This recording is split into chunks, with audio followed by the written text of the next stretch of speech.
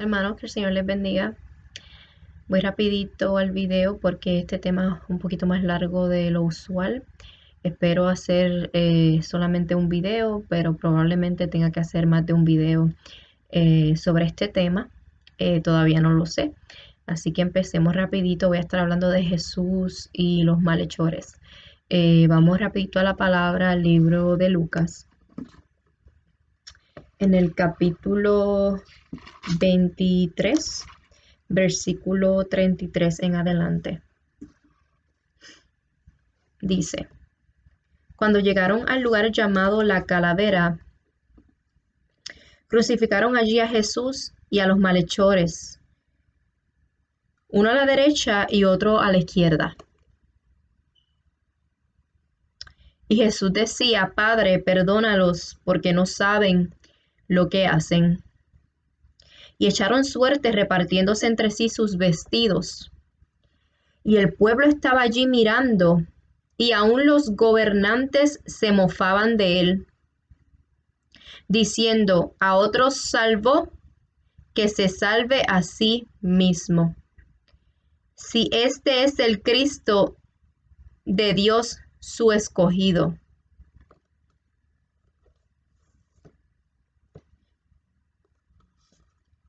Los soldados también se burlaban de él, acercándose y ofreciéndole vinagre, y diciendo: si tú eres el rey de los judíos, sálvate a ti mismo.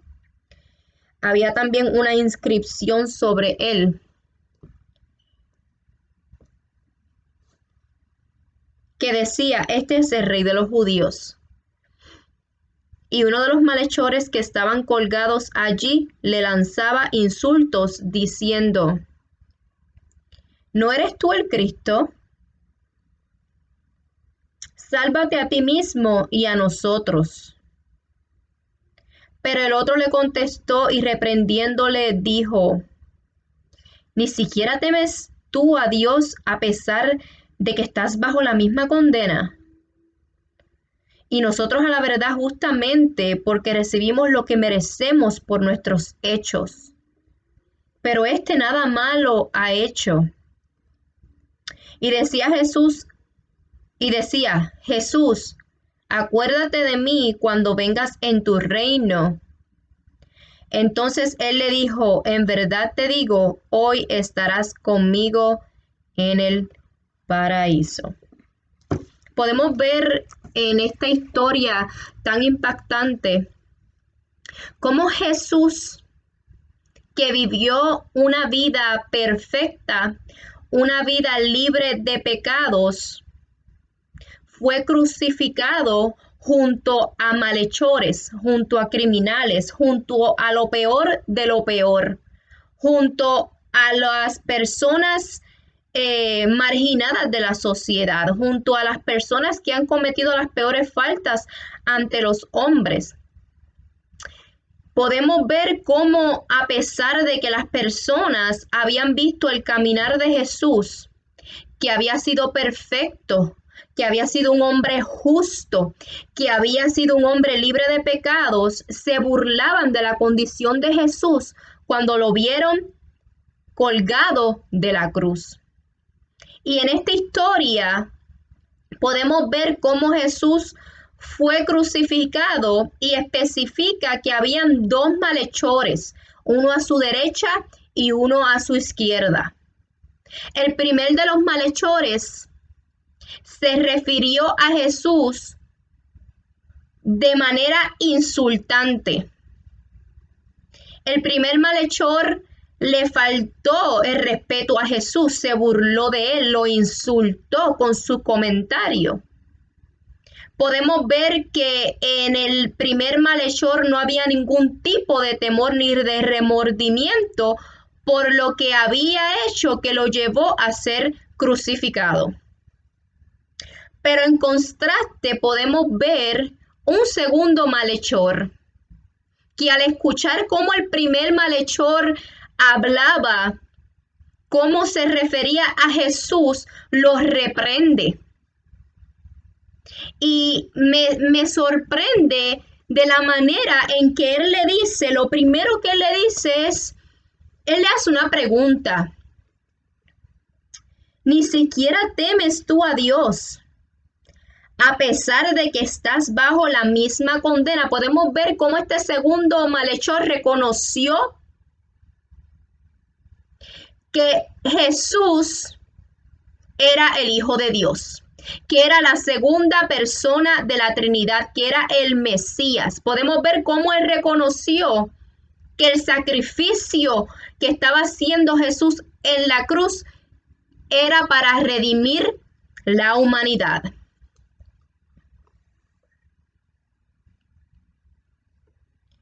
Y podemos ver también cómo él le dice, nosotros estamos aquí porque tenemos toda la culpa, nosotros somos malos, pero este hombre es bueno, este hombre es inocente, es justo. ¿Cómo es posible que tú le hablas de esa manera? Podemos ver que este hombre estaba indignado, aún a pesar de su situación, aún a pesar de que, al igual que el otro, era un malhechor. Entonces, quiero enfocarme en los dos malhechores por unos momentos. Yo quiero hablar primero de las similitudes que hay entre estos dos malhechores. ¿Qué tienen en común estos dos malhechores? Porque tenían mucho en común. Fueron descritos los dos como malhechores. Uno no fue descrito como menos malhechor que el otro, ni tampoco fue descrito como menos malo o menos culpable, sino que los dos fueron descritos como si fueran iguales. Los dos eran violadores, ¿verdad? Una de las similitudes que estos malhechores tenían era que los dos eran violadores de la ley de Dios y de la ley terrenal o de la ley de los hombres. Los dos estaban pagando una condena que cubriría sus crímenes, o sea, que cubriría sus faltas terrenales. Al ellos estar en la cruz, ellos iban a pagarle al gobierno, le iban a pagar a la sociedad por ciertos crímenes que ellos hayan cometido. Pero esa crucifixión no podía cubrir la falta delante de Dios. Ellos no podían cubrir por sí mismos todos los pecados cometidos delante de Dios por pasar por esa condena que les fue impuesta por todos sus crímenes, ¿verdad? Y por todos sus malos actos. O sea, que ellos con su carne iban a pagarle a la sociedad por sus crímenes, pero jamás podrían pagar la deuda espiritual que ellos tenían. La deuda que ellos tenían delante de Dios jamás la podían pagar por sí mismos. También tenían de similitud que los dos eran malos, eran dos hombres malos, eran pecadores y sobre todo eran culpables ante Dios y ante los hombres. Estos dos hombres fueron crucificados porque ellos fueron encontrados en falta no solamente delante de los hombres, sino también delante de Dios.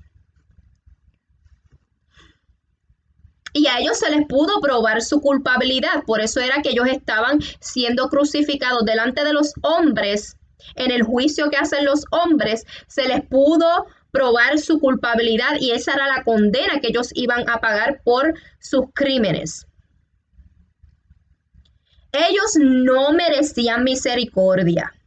Ninguno de los dos merecía misericordia y lo tenemos que tener muy en claro. Los dos se merecían el infierno. Fueron condenados por pecadores, ¿verdad? Estas dos personas, estos dos malhechores, fueron condenados por pecadores que también, al igual que ellos, merecían no solo la muerte física, en una crucifixión como ellos, sino también irse al infierno. Eran injustos. Esos dos malhechores eran injustos. Eran egoístas. Eran egocéntricos, ¿verdad? Egoístas, egocéntricos. Podemos ver que fueron personas que pensaban en sí mismos y se ensalzaron, ¿verdad? Y llegó el momento de su humillación, que fue en esa crucifixión. Ellos se ensalzaron ante los hombres, aún cometiendo crímenes en contra de la ley, sin importarle las consecuencias, y vemos que ellos pagaron una consecuencia física que solamente podía cubrir la condena de esta tierra. O sea que ellos podían cubrir sus crímenes, pero no podían cubrir jamás sus pecados. Ellos jamás podrían pagarle con esa crucifixión. Jamás podrían pagarle al Señor. Podemos ver, ¿verdad?, que ellos también tenían en común que eran desobedientes. Por algo ellos estaban en esa situación. Ellos no respetaban ni la ley de Dios ni la ley de los hombres, como les dijo ahorita. Esas son unas de las similitudes que podemos ver entre estos dos hombres, entre estos dos malhechores. Entonces quiero ahora decir unas cosas de Jesús. Podemos saber por la Biblia que Él se despojó a sí mismo, que vivió una vida perfecta y libre de pecados. Él nunca pecó, ni tan siquiera con su mente, ni tan siquiera con sus sentimientos. Él vivió una vida perfecta. Fue un siervo, o sea, que vino a servir. Jesús, en todo su camino en la tierra, Él estaba todo el tiempo sirviéndole a los demás. O sea que Él no era egoísta, Él era un hombre humilde. Fue obediente al Padre, y esta es una de las cosas más hermosas que podemos ver. Él era obediente a Dios Padre. Él hacía todo lo que Dios Padre le pedía que hiciera. Y todas esas descripciones del Señor las podemos ver en Filipenses 2, 5 al 11, si quieren repasarlas. Yo no leí el pasaje, pero quiero, ¿verdad?, destacar algunas cosas de Jesús. Creo que es muy importante. Dice, en Isaías 53, del 3 al 5, podemos encontrar que Él fue despreciado, que Él fue desechado, que Él fue un varón de dolores, experimentado en quebranto. Le tuvieron por azotado, molido por nuestros pecados, herido por nuestras rebeliones.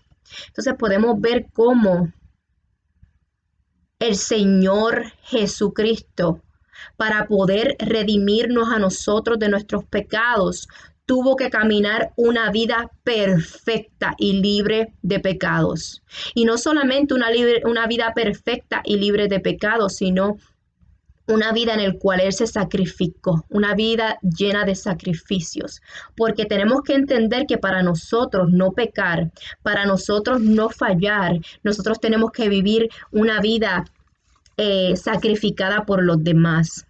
Y eso era una de las cosas que el Señor, desde su nacimiento, desde la manera en que Él nació, podemos ver que Él no nació en una cuna, como le decimos por ahí, de oro, no nació en un sitio espectacular, sino que nació en un sitio degradante. Y todo su camino fue un camino difícil y fuerte, lleno de necesidades, pero aún así el camino, ¿verdad?, perfectamente y libre de pecados. Para Él poder cumplir con la obra redentora, Él tenía que caminar una vida perfecta y sobre todo obedecer a Dios Padre en todas las cosas. Por eso es que el Señor pudo redimirnos a nosotros. Por eso es que nosotros no nos podemos redimir a nosotros mismos, porque tendríamos que llevar una vida perfecta desde nacimiento hasta la muerte sin fallar ni tan siquiera una vez. Quiero también enfocarme un poquito en la actitud de los malhechores. Quiero hacer una comparación en su actitud, no en lo que ellos tenían de similar, no en su personalidad, sino en la actitud en ese momento en el que ellos fueron crucificados al lado de nuestro Señor. El primer malhechor pedía, podemos ver que él decía, voy a leerlo, él decía: ¿no eres tú el Cristo? Sálvate a ti mismo y a nosotros. Y aunque en su petición había sarcasmo, había una falta de respeto, hubo una petición real. Él quería ser salvado físicamente. Este malhechor estaba pidiendo un milagro físico. Este malhechor no se estaba preocupando por su alma, estaba preocupado por el ahora, él no estaba preocupado por el futuro. Mientras que el segundo malhechor pidió la salvación de su alma. Le dijo a Jesús: acuérdate de mí cuando vengas en tu reino. O sea, ese segundo malhechor no se preocupó de lo que estaba pasando en ese momento, en el dolor físico que él tenía, en que él quería a lo mejor bajar de esa cruz y seguir su vida y seguir con sus pecados. No, él pidió: acuérdate de mí cuando vengas en tu reino. O sea, en el futuro. El otro estaba pidiendo algo presente. Sálvate a ti y sálvame a mí. Y aunque había sarcasmo en su petición, él quería ser salvado físicamente. Este hombre seguramente había escuchado de todos los milagros que hacía Jesús y de todos los milagros que él había hecho. Y todo el pueblo conocía, ¿verdad?, todas las cosas maravillosas, todos los milagros y prodigios que el Señor hacía. Nadie ahí dudaba de que él podía bajarlo de esa cruz. Nadie lo dudaba, pero aún así se burlaban de él porque ellos vieron el poder, ellos vieron la autoridad de Jesús. Podemos ver que el primer malhechor también actuó arrogante y sarcásticamente ante Cristo. Él fue una persona arrogante de la manera que lo pidió, él lo exigió, él se burló. Podemos ver que fue de una manera tajante, mientras que el segundo malhechor se humilló mostrando humildad y arrepentimiento. El segundo malhechor estaba humilde. El segundo malhechor mostró reverencia. Le dijo, la respuesta de él es muy profunda, porque él le dice: ni siquiera temes tú a Dios a pesar de que estás bajo la misma condena. O sea, ni aún en tu lecho de muerte te arrepientes de tus pecados, ni aún en tu lecho de muerte puedes ver que tú eres malo, ni aún en tu lecho de muerte tú quieres a Dios. Podemos ver que el primer malhechor nunca admitió su culpa, solo exigía que se le librara de la culpa. Bájame de aquí, sálvame a mí y sálvate a ti también. Él no pedía que por favor, él nunca dijo: yo soy culpable, yo me merezco estar aquí. Jamás. Él tenía una actitud completamente contraria al segundo malhechor. Y no solamente eso, sino que aún el malhechor, reprendiéndolo, no le contestó. No vemos arrepentimiento de su parte, no vemos que él le dijo: tienes la razón. O el que ni tan siquiera no le dijo eso, sino que no volvió a hablar, no se registra que él volvió a hablar. O sea, que él dio por poco lo que el otro malhechor estaba diciendo, Señor, acuérdate de mí. Por favor, cuando vengas en tu reino, acuérdate de mí. Yo me lo imagino a él con una actitud humilde. Acuérdate de mí cuando vengas en tu reino.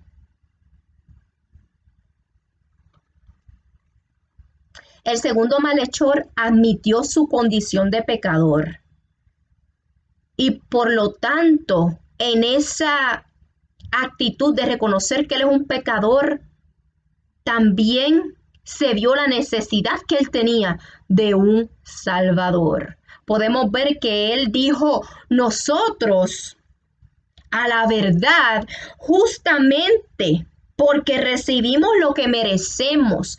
Él dijo, yo me merezco estar aquí, yo me merezco la muerte, yo me merezco todo lo malo que nos está pasando. Nosotros no buscamos esto.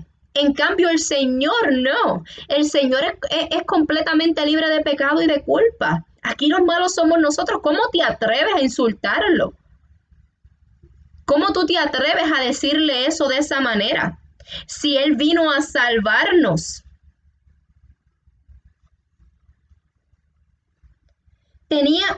El primer malhechor tenía una esperanza vana que se enfocaba en conservar su vida física en la tierra. O sea, en lo pasajero. Él se enfocaba en el ahora. Bájame ahora porque es que me duele aquí. Bájame ahora porque si tú tienes el poder me vas a bajar ahora. Él se enfocaba en el ahora, no le importaba el futuro, ni tan siquiera le importó lo que hizo en el pasado y lo que estaba haciendo en el presente, que lo llevó a esa condenación. Él no tenía ni la más mínima idea, ni el más mínimo interés de lo eterno. Él no le importaba. Él no quería nada que ver con Dios, ni con Cristo. Él simple y sencillamente quería salirse de su apuro. Que mucho se parece esto a los tiempos que estamos viviendo. Muchos de nosotros nos enfocamos en el ahora y nos olvidamos de lo eterno. Podemos ver que el segundo tenía una fe salvadora que se enfocaba en el reino de Dios, o sea, la eternidad. Él se enfocaba en el futuro. Él sabía que él estaba en pecado y que necesitaba que Jesús lo salvara. Él necesitaba de la gracia. Él necesitaba de la gracia de Dios. Él lo sabía, él lo tenía en claro. El Señor le abrió los ojos a esa verdad, a ese segundo malhechor. Podemos ver que el primer malhechor guardó silencio al no ver su petición concedida. Él dijo, bueno, bájame de aquí y sálvate a ti también. ¿Y qué pasó? Cuando el Señor no le respondió y el otro malhechor lo reprendió, él guardó silencio, porque él no quería nada que ver con el Señor. Él no quería admitir su culpa. Él pensaba que se lo merecía todo. Él pensaba que el Señor lo tenía que salvar y lo tenía que bajar de ahí. Pero la salvación que le estaba pidiendo era la física. Bájame de aquí, sálvame de aquí. Yo no quiero estar en esta posición. Y podemos ver el contraste de ellos dos. Podemos ver la diferencia en la actitud que tenían en ese momento. Podemos ver que uno guardó silencio mientras el segundo predicó de la segunda venida, predicó. Él le dijo, acuérdate de mí cuando vengas en tu reino. Lo reconoció como su Salvador, lo reconoció como el Mesías, lo reconoció como el Hijo de Dios, reconoció la obra redentora que se estaba consumando en la cruz. Él la reconoció y dijo, yo necesito de esto, acuérdate de mí, acuérdate de mí.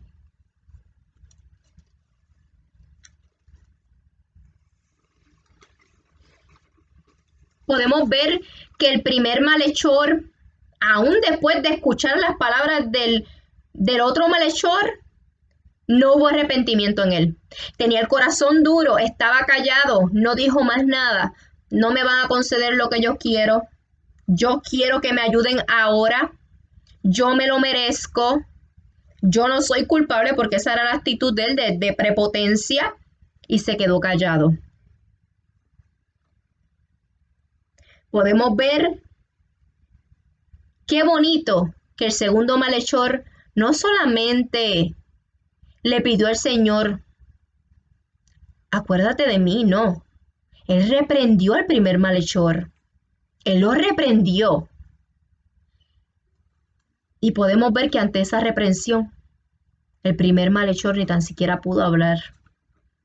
Porque contra la verdad tú no te puedes defender. El primer malhechor trató a Jesús con desprecio. y quería gozar de sus beneficios, quería los milagros, quería el beneficio que Jesús trajo consigo, quería disfrutar de esas cosas que él sabía que Jesús podía hacer. Eso era lo único que él quería de Jesús. Él no quería nada más. Mientras que el segundo reconoció a Jesús como el Mesías y la cruz como la obra redentora. Él dijo, es que ahora es que me voy a salvar.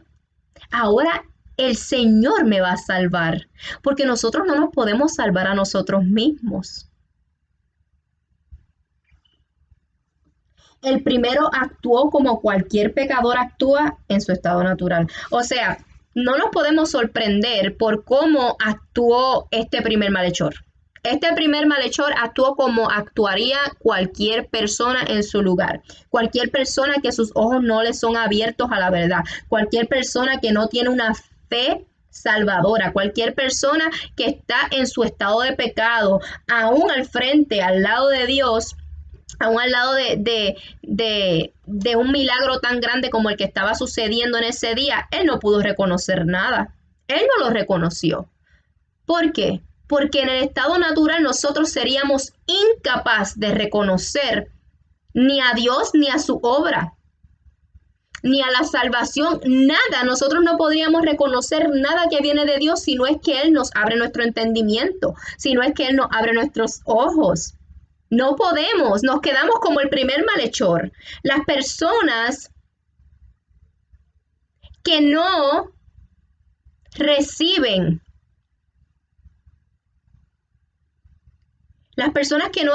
el mensaje es porque en su estado natural no lo pueden recibir, porque su corazón está duro, porque están llenos de pecados, porque para ellos lo que ellos hacen está bien, porque según ellos y su condición, ellos no necesitan de un Salvador, porque ellos están bien.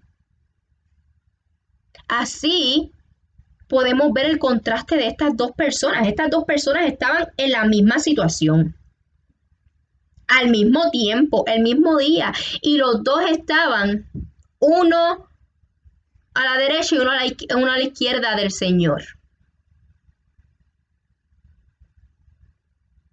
Y podemos ver la diferencia de las actitudes de ellos, aún siendo los dos malos.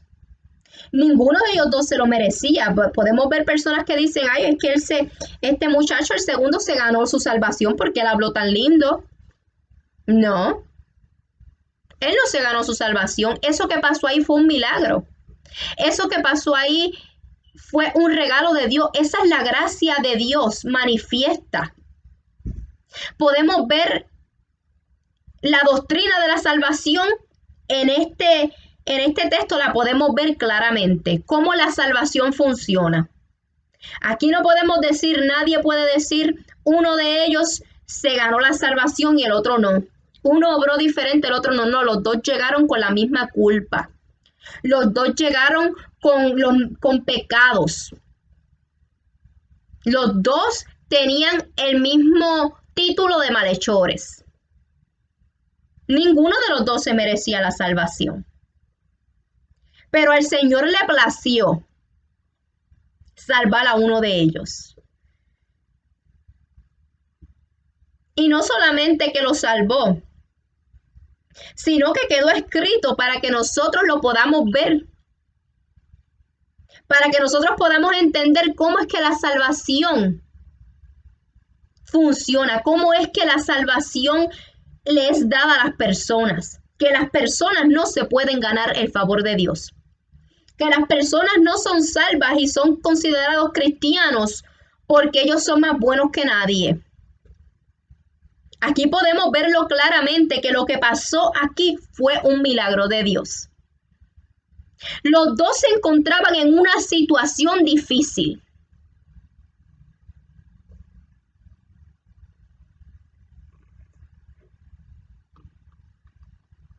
Podemos ver cómo el segundo malhechor actuó de manera sobrenatural. Eso que pasó allí fue un milagro. Eso que pasó allí fue un regalo de Dios. Eso fue un don. Esa fe que tenía ese segundo malhechor fue un regalo de Dios inmerecido, que él no se lo podía ganar de ninguna manera.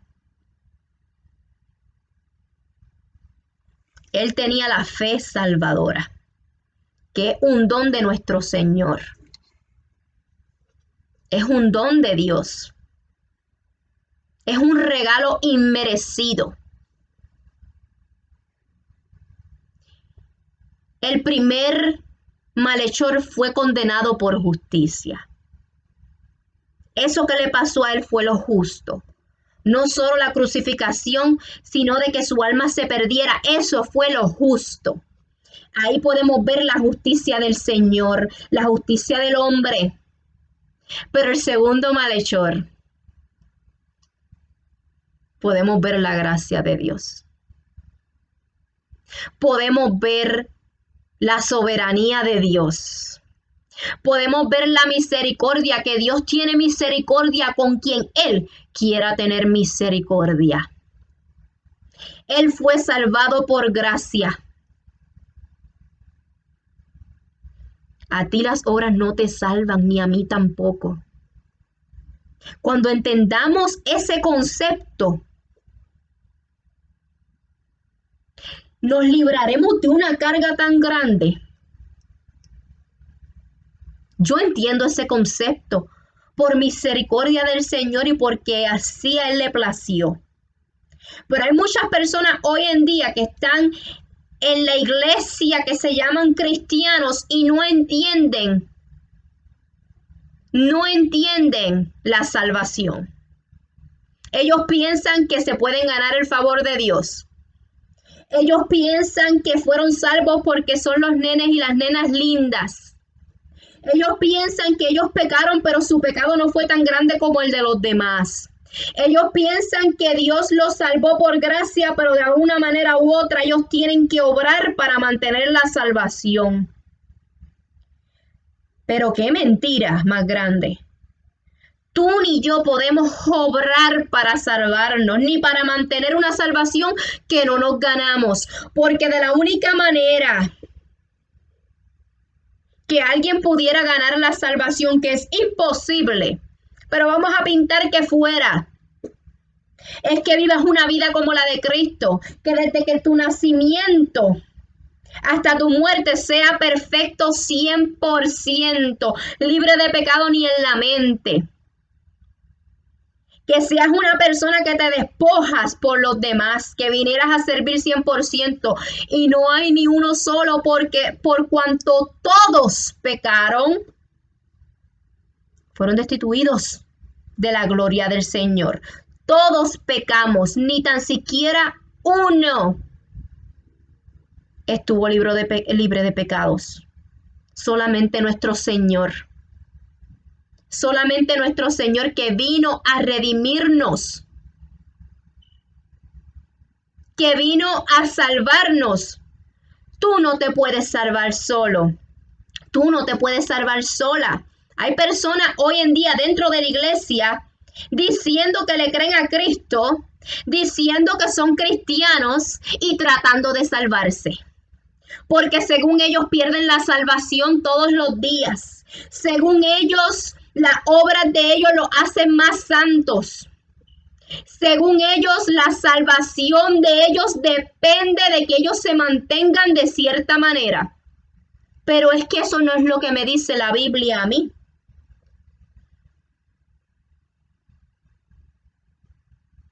Si tú eres cristiano o cristiana y dependes de tus obras para salvarte o para mantener la salvación, como dicen muchos, porque unos dicen, oh sí, el Señor me salvó por gracia, pero yo tengo que mantener mi salvación porque si no, hasta de respirar la pierdo. Como si la obra de Cristo no hubiese valido nada. Como si eso no hubiese sido la obra más completa. Como si el Señor no hubiese sacrificado su vida desde el nacimiento hasta que fue crucificado y se consumó su obra en la cruz. ¿Se creen la mentira del enemigo? No son libres verdaderamente. Cargan el yugo de salvarse a sí mismo. Y déjame decirte una cosa, si tu salvación depende de ti, de mí, no nos queda esperanza, porque nosotros todos los días le fallamos al Señor, porque nosotros todos los días pecamos en contra del Señor. Entonces dime tú si la salvación tuya depende de tus obras, o tú de alguna manera u otra te la ganaste con ciertos ritos, con cierta oración. La oración que tú hiciste cuando te convertiste no fue la que te salvó. El arrepentimiento que sentiste tampoco fue el que te salvó. No, no, no. Las obras que hiciste después que te convertiste tampoco tienen poder de salvarte, ni tampoco te salvaron, ni tampoco te salvarán. La falda que te pones tampoco te salva. El ir 3, 4, 5, 6, 7 veces a la semana a la iglesia tampoco te salva. Tenemos que entender que si somos salvos, fue por la obra que hizo nuestro Señor en la cruz y por cómo vivió su vida para hacer esa obra posible, para hacer que esa obra tuviera valor. Tú no puedes compararte con Cristo. Esos trapos de inmundicia que tú le llamas tus obras no pueden salvarte. Tampoco te puedes ganar la aprobación de Dios.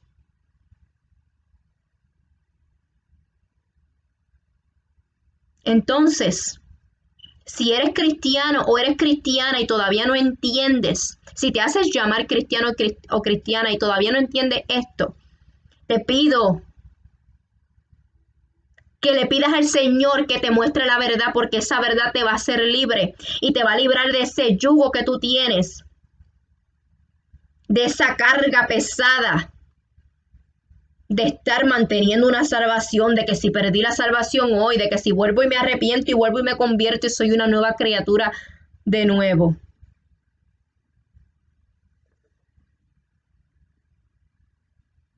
Entonces,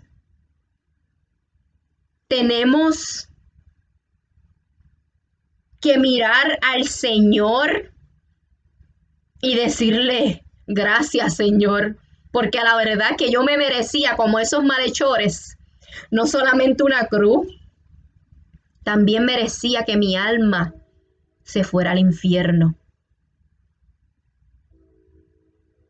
Tú y solamente tú me salvaste. Fue por gracias, no por gracia, no por obra, para que nadie se pueda jactar.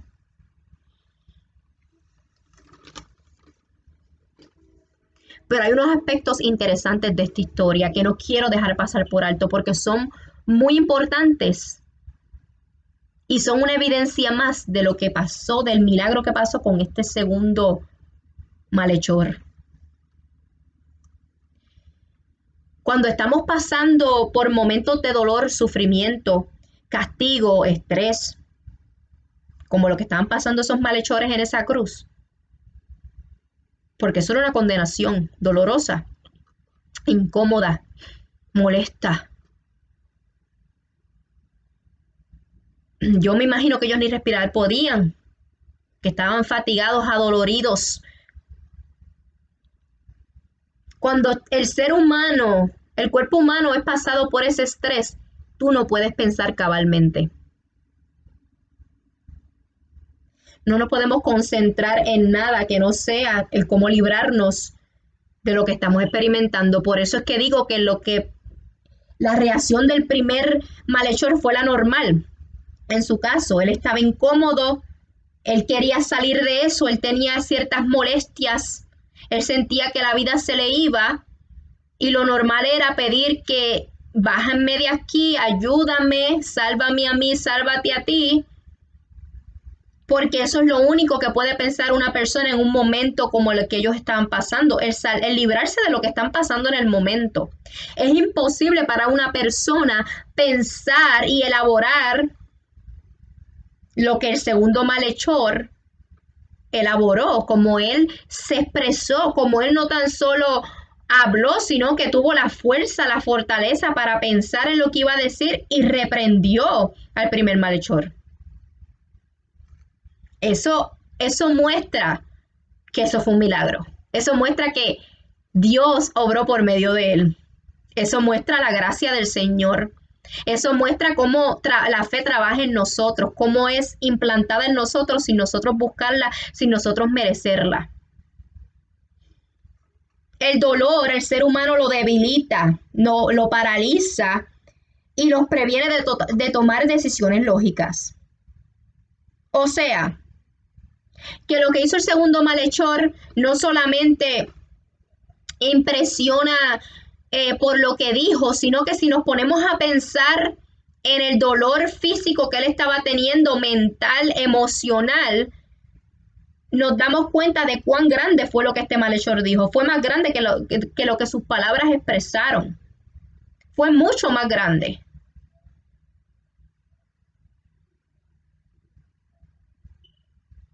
Ante la muerte, ante el enfrentar a la muerte, como ellos lo estaban enfrentando, al ser humano le vienen remordimientos y no tenemos tiempo de formar pensamientos. Como dije ahorita, lo que queremos es zafarnos de eso. ¿Cómo nos salvamos? Nos entra el desespero, la angustia. Y lo más importante es que en esos momentos, cuando estamos pasando por momentos difíciles como eran estos malhechores, tendemos a actuar bajo emoción y no bajo intelecto. O sea, tendemos a actuar emocionalmente y no inteligentemente. Y ahí es que podemos ver cómo la reacción del primero fue la reacción normal que cualquier otra persona en su lugar hubiese tenido, y cómo la reacción del segundo fue el de una persona que el Señor tuvo misericordia y le dio una fe que hizo que él hablara de esa manera tan bonita, le dio un conocimiento, le abrió su entendimiento, o sea que vino de parte del Señor, le dio la salvación, le regaló la salvación, se la regaló, él no se la ganó. Porque aún hasta los pensamientos, aún hasta las palabras que salían de la boca de ese muchacho fueron dirigidas por el Señor. Porque es imposible humanamente hablar como ese hombre estaba hablando, y mucho más en la situación de ese hombre, que sabemos que era un criminal, que era un hombre malo, como como todo el ser humano, todos somos malos. Pero sabemos que él no era un hombre malo regular, común y corriente, era un hombre malo que se le había probado su maldad ante el juicio humano. Y no solamente se le había probado la maldad, sino que se le había condenado.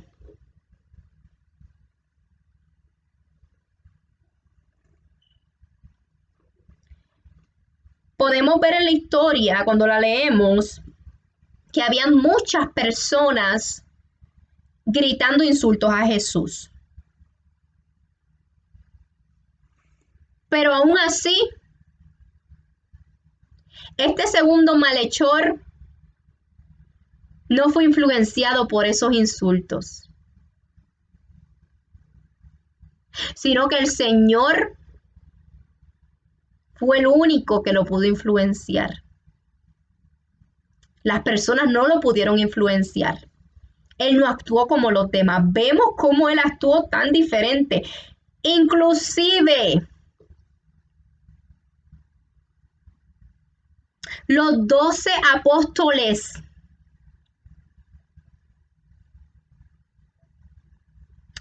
no entendían lo que Jesús iba a pasar. Y aún en ese momento que estaba pasando lo de la crucifixión, Ellos se desaparecieron. Ellos estaban confundidos, estaban asustados. Ellos no entendían, aún Jesús explicándole a ellos.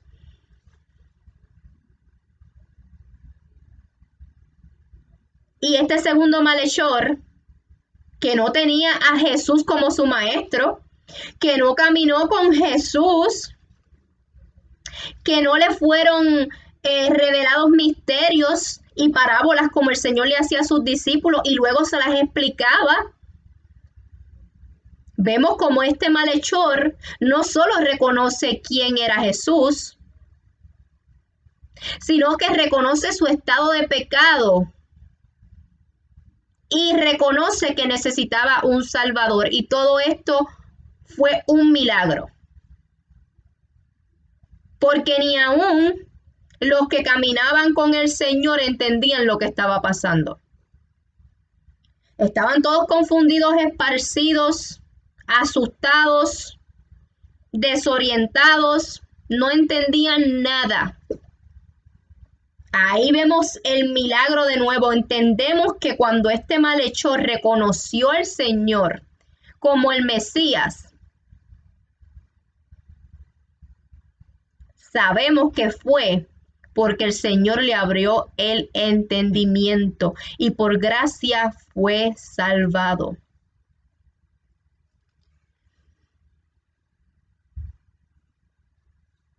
Podemos ver cómo todas las personas que estaban alrededor del Señor, que estaban todas alborotadas, riéndose, podemos ver cómo el ser humano siempre prefiere lo malo, está inclinado a lo malo, no hay nada bueno en el ser humano.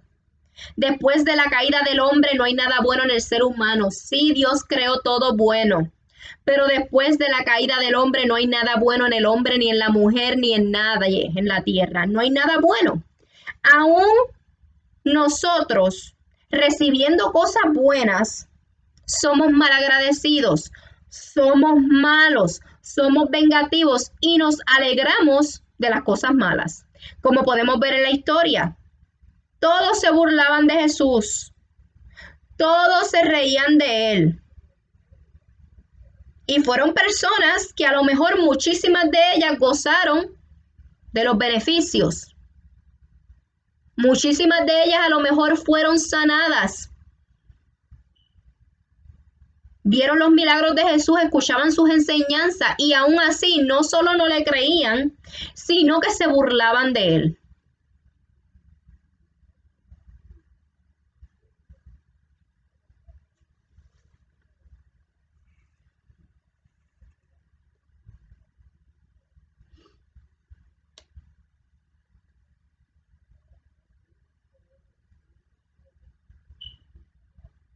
Aún en la situación de desventaja del segundo malhechor, comparado con estas personas no estaban en una cruz, que lo estaban molestando a Jesús y diciéndole cosas. Ellos no estaban en una cruz. Y aún así, ellos no tuvieron ningún tipo de conocimiento ni de fe para reconocer lo que allí estaba pasando. Eso también muestra que aún en la desventaja de este segundo hombre, si comparamos el segundo malhechor con todas las personas que estaban molestando, ya nos olvidamos del primer malhechor, ahora comparamos el segundo malhechor con la multitud de personas que estaban molestando y burlándose de Jesús. La multitud tenía una ventaja. Podían libremente pensar, analizar lo que estaba pasando allí y tal vez reconocer. Pero como eso no depende de nuestro intelecto y de nuestra inteligencia, nadie lo pudo reconocer. Simple y sencillamente seguían actuando bajo burla, bajo impulso. Mientras que este segundo malhechor no solamente tenía desventaja porque estaba colgado de una cruz, sino de que todo el pueblo lo estaba viendo como lo que él era. Lo estaban allí juzgando a él también. Lo condenaron. Y aún así, él reconoció quién era Jesús.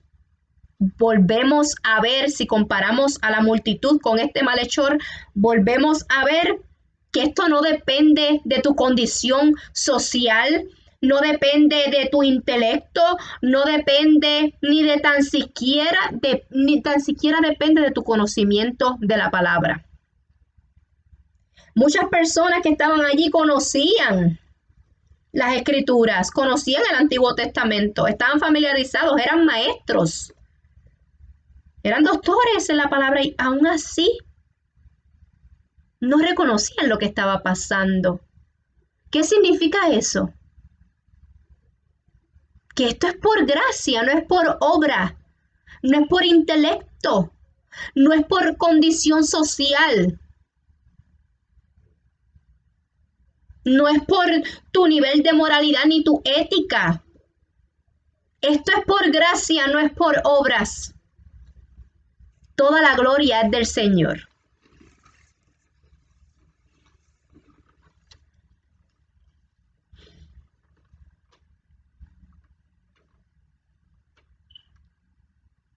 El entendimiento de este malhechor demuestra un milagro palpable.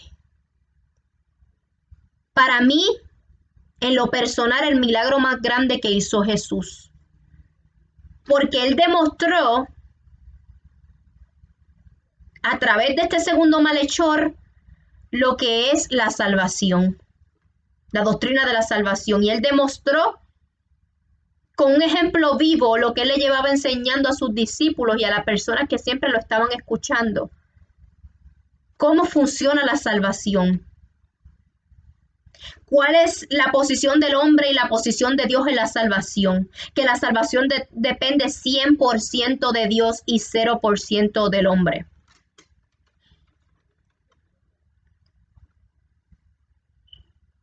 La fe no proviene del entendimiento humano, porque si fuera así, los apóstoles estuvieran ahí en primera fila porque entendieran lo que estaba pasando, entendieran lo que eso significara para su vida y ellos tuvieron el mejor maestro. Ellos caminaron con él y no solamente el maestro pudo enseñarles a través de palabras, sino a través de sus obras. O sea, ellos vieron el mejor ejemplo de lo que es no solamente un oidor de la palabra, sino también un hacedor de la palabra. Ellos vieron el carácter intachable de Jesús. Ellos vieron que en él no había ningún tipo de falta. Ellos vieron que en Jesús no había ningún tipo de falla. Ellos vieron que en Jesús no había ningún aspecto moral denigrante. Ellos vieron que Él era justo, que Él era misericordioso, que Él era fiel, que Él era íntegro, que no vendía la verdad, que era sincero, le decía las cosas a cualquiera con todo su nombre. Él no se escondía, Él no tapaba quién Él era. Con Él no existía la parcialidad.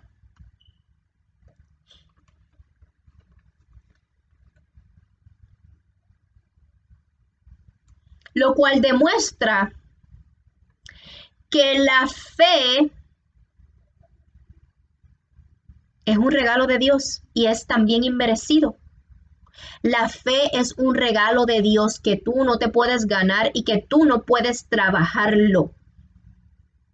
Porque si fuera así, entonces estos apóstoles, aún con el conocimiento, le faltaba la fe.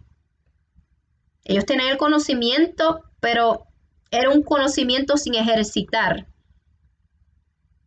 Ellos sabían muchas cosas, pero no las sabían emplear. Ellos sabían muchas cosas, pero no las entendían, porque la fe es lo que te da ese entendimiento.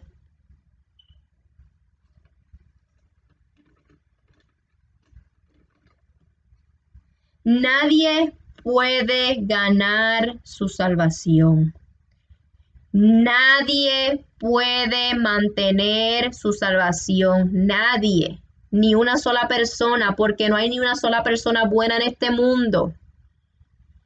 No hay ni una sola persona que busque a Dios. Dios es siempre el que busca el hombre. El hombre no busca a Dios. Ese malhechor, ese segundo malhechor no buscó a Dios. Dios lo buscó a él, Dios tocó su corazón, Dios tocó su entendimiento, Dios le dio fe, Dios le dio la salvación. Él no la buscó, él solamente buscó la muerte, él solamente buscó pecar, él solamente se ganó ir al infierno. Si tú conoces a Jesús, si tú conoces a Dios, es porque Él se reveló a ti. Tú no te revelaste a Él ni tú lo buscaste a Él. Si tú eres salvo es porque Dios te escogió a ti, tú no lo escogiste a Él. Es imposible para el hombre escogerlo y aquí queda más que claro. Es imposible. Aún los que Dios escoge, no es hasta que Él se les revela o le abre el entendimiento que ellos pueden entender lo que es la salvación, aún los que ellos escogen, aún los que Dios escoge, disculpa. ¿Por qué? Porque podemos ver que los apóstoles fueron escogidos por Dios, pero no fue hasta que se les abrió el entendimiento que ellos entendieron no solamente lo que pasó, sino lo que estaba pasando.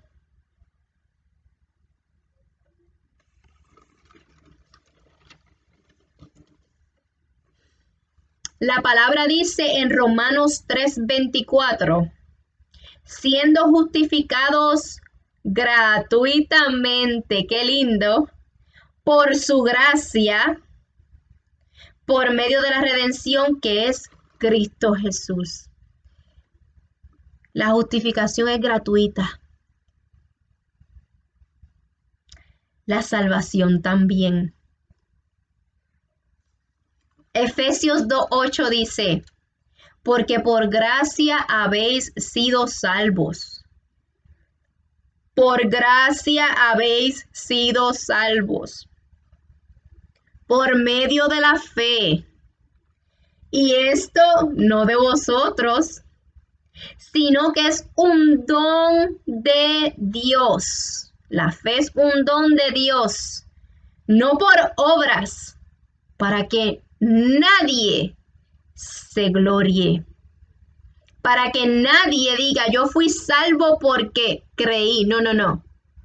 Tú fuiste salvo por gracia, por medio de la fe que Dios te dio, por medio de la fe que Dios gratuitamente te entregó.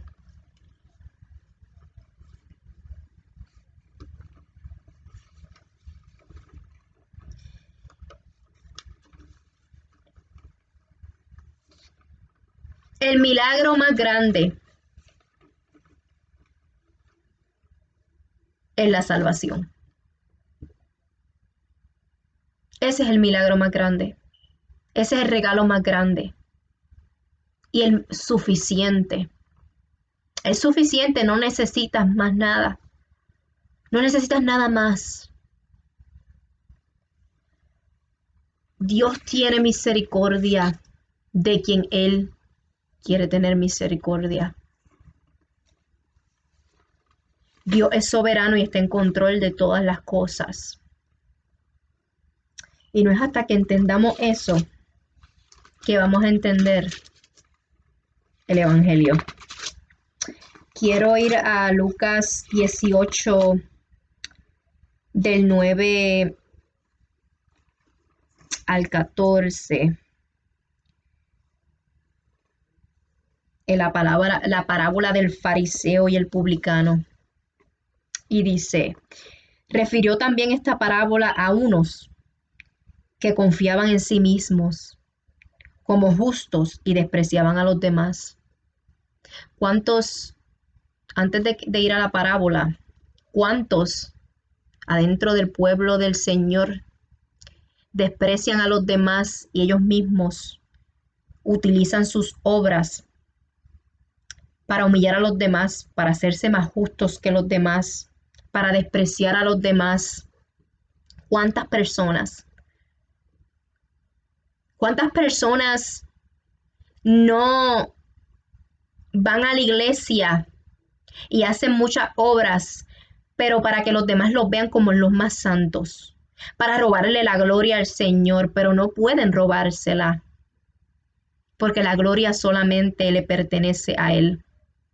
Pueden intentar engañar a muchos con sus faldas largas. Y no es que esté en contra de las faldas largas porque yo las uso. Me gustan, pero es mi gusto personal. Pero muchas personas juzgan a los demás porque están dependiendo de sus obras para ser salvos. Y déjame decirte que estás perdido y estás perdida. Porque tus obras jamás te salvarán. Las obras no salvan a nadie. Te tratas de justificar delante de Dios, haciéndote el más espiritual y criticando a tu hermano, porque según tú haces más obras que él.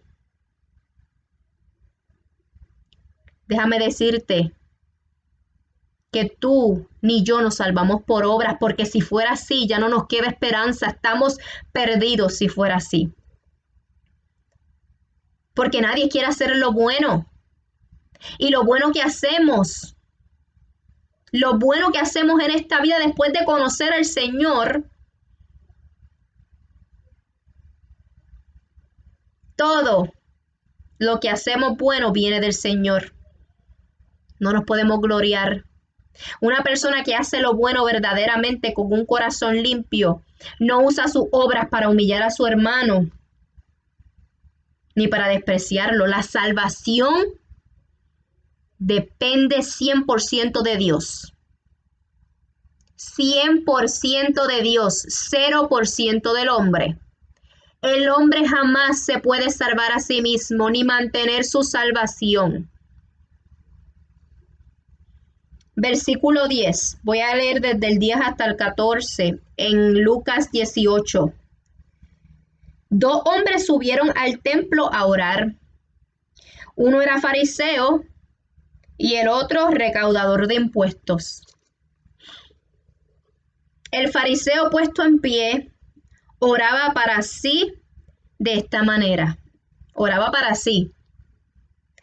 Dios, te doy gracias porque no soy como los demás hombres, estafadores, injustos, adúlteros, ni aun como este recaudador de impuestos. Como despreció, ¿verdad? El recaudador de impuestos. Versículo 12. Yo ayuno 2 veces por semana. Doy el diezmo de todo lo que gano. Wow, qué santo, ¿verdad? Se merece el cielo, según él. Pero el recaudador de impuestos, de pie y a cierta distancia, no quería ni siquiera alzar los ojos al cielo, sino que se golpeaba el pecho diciendo: Dios, ten piedad de mí, pecador.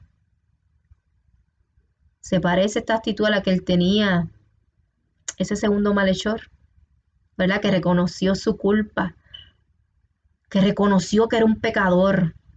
Versículo 14. Os digo que éste descendió a su casa justificado. ¡Wow! Pero aquel no, porque todo el que se ensalza será humillado, pero el que se humilla será ensalzado. El que verdaderamente es siervo, hijo de Dios, depende 100% de Dios y le da solamente la gloria a Dios. Y no se justifica por sus obras, sino que se justifica por la obra redentora que hizo Cristo en la cruz del Calvario. El verdadero cristiano, el verdadero siervo, el verdadero hijo, la verdadera hija de Dios, sabe que en sí solo hay pecado.